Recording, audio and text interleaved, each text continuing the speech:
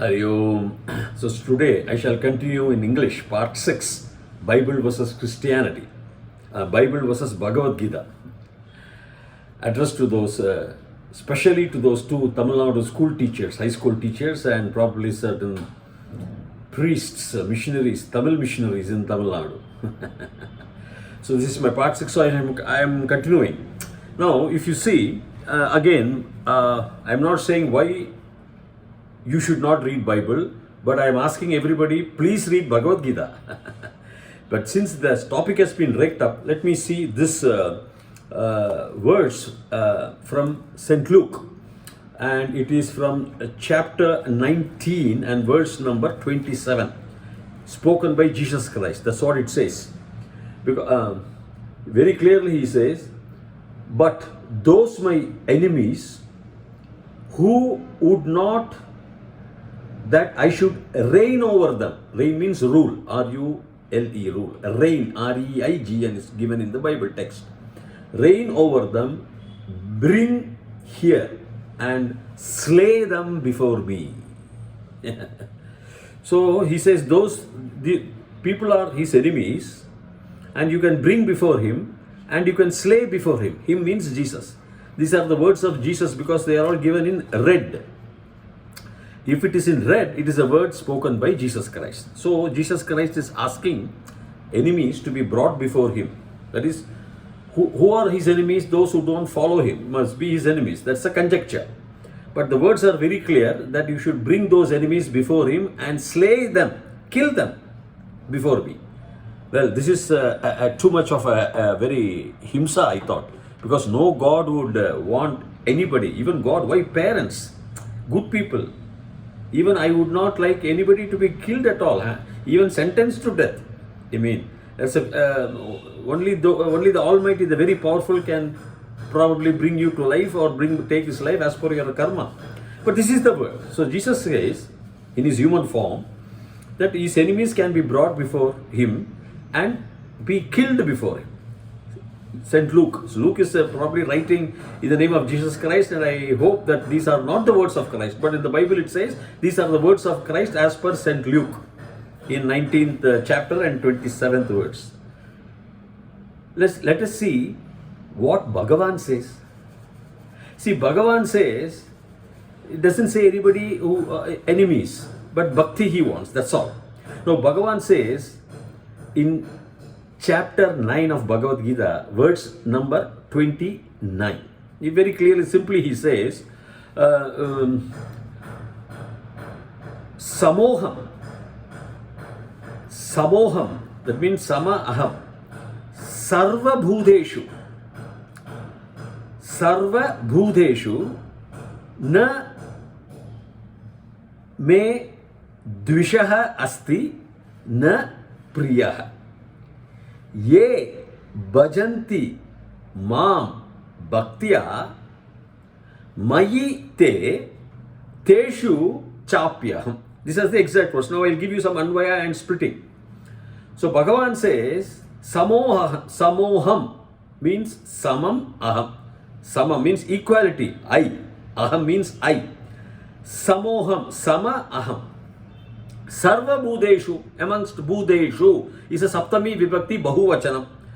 Amongst, on all beings, he says. On or in or amongst. It's a word, the conjunction or whatever it is in grammar. So Sarva Bhudeshu, on all beings, na tu, no, na, me, my, me can be Chaturthi Vibhakti or also Shashti. Me means mine, my, what? Dveshaha asti na priya. Dveshaha, I am not inimical. I am not an enemy to them. Na, I am friendly to them. For all, on all beings. He is neutral. That's what is impartial. Bhagavan is very clear. The highest philosophy. But he says, Ye bhajanti mam bhaktya. Means what? Bhaktya, with bhakti, mam, me. It's a second vibhakti, ekavachanam. Aham avam vayam mam, me. Mam or ma, avam now, asman na, maya avabhyam asmabhi, like that it will go. So, me, ye, those, Bhajanti. Bhajanti means worship. Do bhajans, aradhana, or respect or worship. It's a big word. Bhajanti. Those worshipping or giving me respect. Ye bhajanti maam, me, bhaktya, with bhakti, mayite. So, mayi means again in them.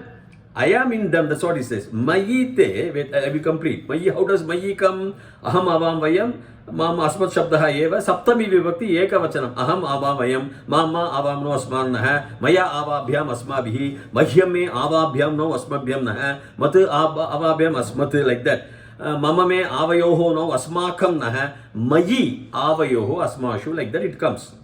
So, mayi, so te, in them, mayite and teshu, on them also. Cha api, chapyaham means cha api aham. I am there in them and they are in me. Te mayi, in me, they are. And teshu, I am them. Teshu cha, and cha is and.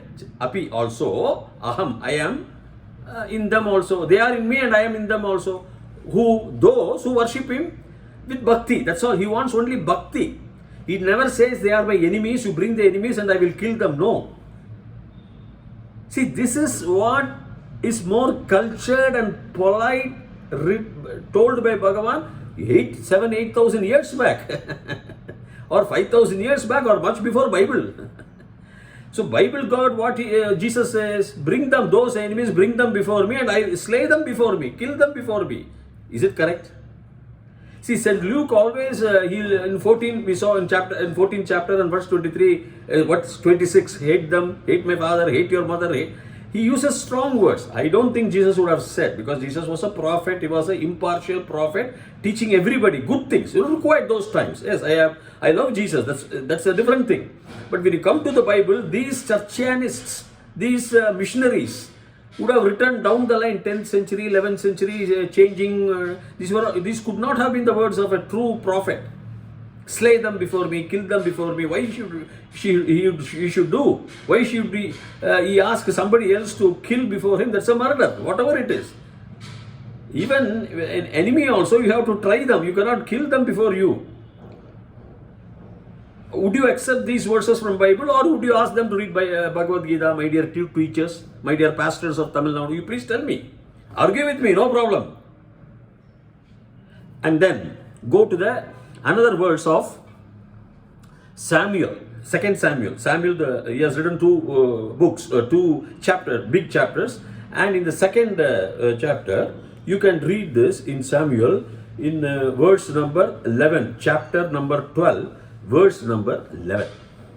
He says,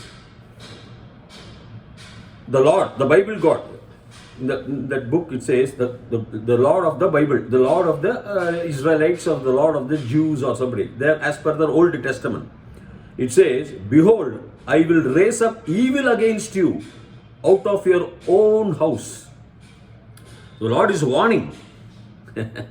I will raise evil against you from your own house. Then what happens? And I will take your wives before your eyes. All your wives, in your house, brothers, their wives, I will take them before your own eyes, and give them unto your neighbor, your friend, your neighbor, your padosi, next door. And he shall lie with your wives. What is this? And he shall have all the pleasures with your wife. I mean, that I really do not accept. And in the sight of this sun, so under this sun, in the sight of this sun, I shall raise evil in your own house, abduct your wives and give it to your neighbor, and he shall have all the pleasures under this sun. The under the sun word concept came from this Bible probably. On this own sun, he says, S-U-N. You see, do you accept this? Now, let us see what Bhagavan says in chapter 16, verse number 19. Bhagavan says, Tan aham. Kruran samsareshu eva naraha adaman chipami aham ajasram. Chipami aham. It will all come in the conjoinment chipamyaham and all. I am just giving simple.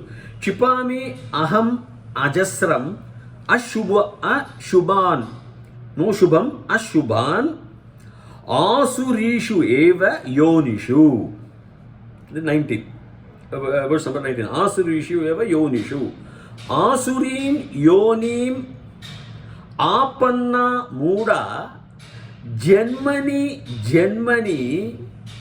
mam aprapya eva kaunteya. Mam aprapya eva kaunteya yanti. Go. Yanti. Adhamam gatim. It's a fate, gati. It is the destination. Now, what does it mean?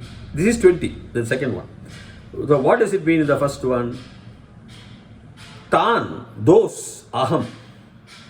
Kruran, this krura, no? This krura, cruel. Exactly, cruel. Kruran samsareshu.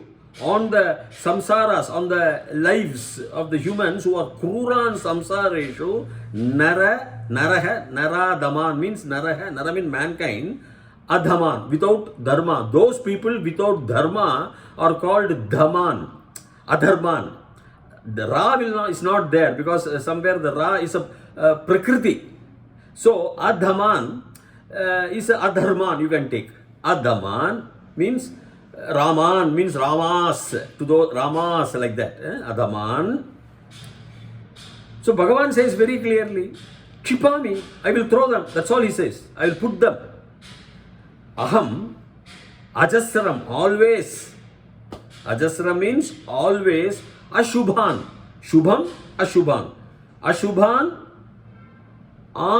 Asura means Surishu eva. See, Asurishu means Asura quality. On Asura's quality. So what Bhagavan says, Ashubhan, I will throw them. Asurishu eva yonishu. Yonishu, on the yonis. What is yoni? Yoni manye prabhadhyante chariradhvaya dena. It's a Vedic word. Yoni means womb. Womb of a human being, females. Womb of animals, a cow, a lion or a buffalo, womb, coming through the womb, not through the shoots like a banana tree. It comes from the womb. The life comes out from the womb. So those yonis I will throw them. Ashubhan.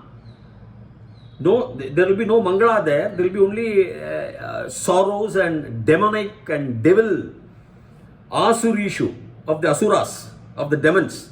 Yonishu, in their wombs I will throw them. And he also says, Asurin yonim apanna. Asurim yonim apanna. These mudas, janmani. Now what is Asurim yonim? Yonis of the Asura. Means demons. People who have bad character. Asura you can take. Asurim yonim apanna. Apanna means they develop there only. See, apanna is a negative development and sampanna is a positive gaining. That's what we will be very careful in Sanskritam. Apanna is gaining negativity, gaining more and more evil, gaining more and more sins. Papa, you gain more and more. Apanna is gaining, proliferating, but negative proliferation, only sins. So apanna, these mudas, ignorant fellows, janmani, cycle of born again, taking several janmas. Mam, me, aprapya means getting, anything prapnoti means he gets. Aprapya, opposite meaning. I told you, if you put, it is called haladi pratyaya, and we have ajadi pratyaya where you put an for the anadi, adi, anadi. So aprapya, without getting me, without coming to me, aprapya, e kaunteya, e kunti putra, Arjuna is telling Arjuna, e kaunteya, yanti, they go. Yanti is another word for gacchati. Yati, gacchati, yanti, gacchanti, bahuvachana. Yadi adhamam, to that adharma. Adhamam, that is their gadim, destiny. So those people who do not have, who commit evil, they will go, I will be throwing them only into the womb of the asuras, of the demonic qualities. Again and again they will be taking their birth without reaching me. And that will be their destination if they behave, if they have evil character, if they don't have any bhakti, any morality. But he doesn't say, like what they say in Bible, Samuel 12:11. He doesn't say that, what? I will come, the Lord doesn't say, I will come to your house, I will create evil into your house, I will take your wives and give it to the neighbor's wife, and then he will lie with them and enjoy them. See, this is not appropriate. This is not diplomatic. This is totally something like impartiality. Here Bhagavan says, you will be born again and again. You will be thrown by the law of nature. By me means the law of nature into the world. Birth and birth. Janmani. These ignorant people. And they will be into the womb of the demons or suffering. Why you suffer? Why some is born blind? Why some is born even with leprosy? Why some is born dumb, handicapped, poor, poverty, born by birth? When they open their eyes from the womb, when they come out from the womb, they are in a poverty. And some, when they open their house, they are in the palace like a king, born to kings, enjoying all the wealth. Why? God cannot be partial. God has to be impartial. But how this happens? Only Bhagavad Gita and Hindu philosophy can explain, because it is your own prarabdha karma. You have to pay. That's what Bhagavan says. Janmani, you will be taking rebirth in the demonic wombs. Yonis, on the wombs of these demons. And then you will suffer. Then you have to mitigate those suffering by constantly worshipping on me with bhakti. So he wants bhakti, devotion. And then all the characteristics Bhagavan has told very clearly, chapter 16, verses 1, 2, 3, ahimsa, apaishunam, no envy. So these dvishataha, fellows, kruran, tanaham dvishitaha. Who is this dvishitaha? These dirty people, these evil people. Dvishitaha, kruran samsareshu, kruran samsareshu. Kruran samsareshu eva naraha adhaman. Adhaman means those people without dharma. Bahuvachanam. Adhaman. Naraha. This human people without any dharma. This what is this? Tan dvishitaha. Kruran samsa. Dvishitaha is one who is doing dvesha. So he says, if anybody does all this dvesha, they will be born again and again in the wombs of the demons, and they will not reach me. Mam aprapya eva. So they will be gaining only that birth again and again, like a multiplier accelerator effect. Apanna, we saw the word. Apanna, Muda, Janmani. So, Asurin, Apanna, in there, Asurin, Yonim, in the wombs of all these Asuras only, they will be born and again as per the demonic qualities in their previous birth, if they don't have good qualities and character. But in 929 we saw Bhagavad Gita that if they worship me, then what happens? They are my friends. Mama Priyaha, he says, only people with bhakti. But I don't show any partiality. Dveshyaha asti na priyaha. Na me dveshaha asti, very clearly says in 1619. In 929. In 16, 19 and 20, these are what she says. There are these fools are there who without any bhakti, who are always dvishataha, they are always dvesham, they are always sinners. If such people are there who are all dvishataha, show envy on others and all, then what happens? That kruran yonishu eva, these naraha adhaman, these adharma fellows, what will happen? Chipami, I will throw them. Chipami aham. Cha api aham, he says. Chipami aham. Ajasram. Punaha, always sada ajasram. Ajasram what? Ashubhan. Ashubha means no shubhakarya, no shubham, no prosperity, no happiness. Ashubham only. So you will be falling there into the life cycle. Janmani, all this Ashubhan, Yonishu, Ashubhan, Asurishu eva Yonishu. On the Asuras, Yonis, the wombs of the Asuras, on the wombs of the Asuras, Yonishu.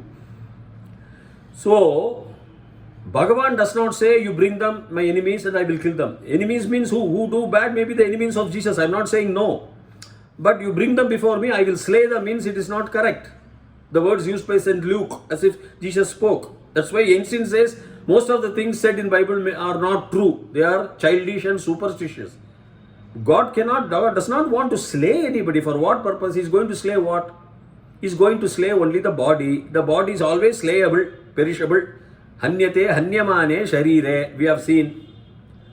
So there is no validity or there is no philosophical tenet if a body is slain. It's not a philosophical reach to anybody. The Atma should be eternal. The body is always, even if God doesn't slay, it will decay and it will get slayed of its own accord. So there is nothing special about a God asking them to bring before me and I will slay him. Body gets aged by decay. Even the good person has to throw away his body and enter the new body or merge with Bhagavan as per his karma. Yata shruta, yata karma, we have seen. So here Bhagavad Gita gives a correct philosophical scientific tenet.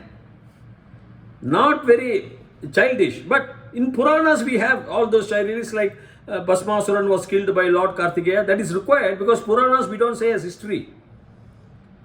It is a way to impart opinion and moral code on certain level of people. It's not meant for yogis or rishis. Certain level of tribals who have lower level of learnings, understandings. That's why Hinduism is very great. It has, for every level we have teachings. So when you compare Bhagavad Gita, I was reading Quora.com, somebody's opinion, a white man's opinion. He says of all these books, major books, Bhagavad Gita is the best. It's the best. Everybody unanimously agrees. Therefore, my dear two teachers and my dear pastors of TamilNadu, don't criticize Bhagavad Gita. Ask them to learn Bhagavad Gita. They will get all the philosophical ideas which will enlarge their brain power, thinking capacity. It's good. It's good for society. With this, I complete this sixth part, and till such time, Bhuyat Tavat Shubhamangalam. Thank you.